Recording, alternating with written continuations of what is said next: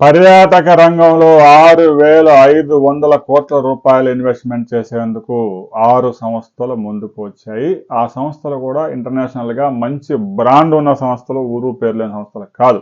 Oberoi, Tata group లాంటి సంస్థలు ముందుకు వచ్చాయి.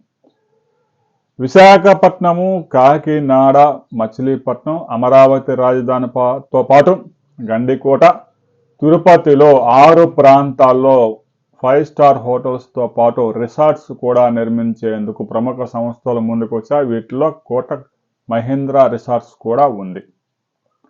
మహీంద్రా రిసార్ట్స్ కూడా భారతదేశంలో చాలా ఫేమస్. ఆ రిసార్ట్స్ అన్ని రాబోతా ఉన్నాయి. రాబోయే 2 సంవత్సరాల్లో 50,000 రూమ్స్ అందుబాటులోకి తీసుకురావాలని ముఖ్యమంత్రి కూడా ఆదేశించారు. వారందరికీ అనుమతులు ఇచ్చారు, ప్రోత్సాహకాలు కూడా ప్రకటించబోతా ఉన్నారు. రాబోయే కొద్ది రోజుల్లోనే ఈ 6 హోటల్స్ పనులు ప్రారంభం కాబోతా ఉన్నాయి. అవి ఒక్కసారి కనుక స్ట్రీమ్ లైన్లోకి వచ్చి ఫోర్స్లోకి వస్తే 25,000 మందికి ఉపాధి కల్పించే అవకాశం ఉంది. ప్రత్యక్షంగా 12,000 మందికి ఉద్యోగాలు రాబోతున్నాయి. అంటే ఆతిథ్య రంగం కూడా చాలా దేశాల ఆర్థిక మూలాలకి పట్టుగొమ్మలాగా నిలిచాయి. అందువల్ల పర్యాటక రంగాన్ని ఎవరు నిర్లక్ష్యం చేయడానికి వీల్లేదు. ఎందుకంటే కొన్ని దేశాల్లో పర్యాటకం మీదే కొన్ని దేశాలు పోతా ఉన్నాయి.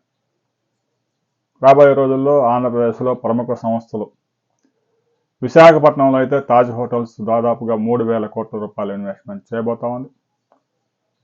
మహేంద్ర రిసార్ట్స్ కూడా విశాఖపట్నం తీరంలో రాబోతా ఉన్నాయి. గండికోటలో కూడా ఒక స్టార్ హోటల్ రాబోతా ఉంది. తిరుపతి సమీపంలో కూడా ఒక స్టార్ హోటల్ రాబోతా ఉంది.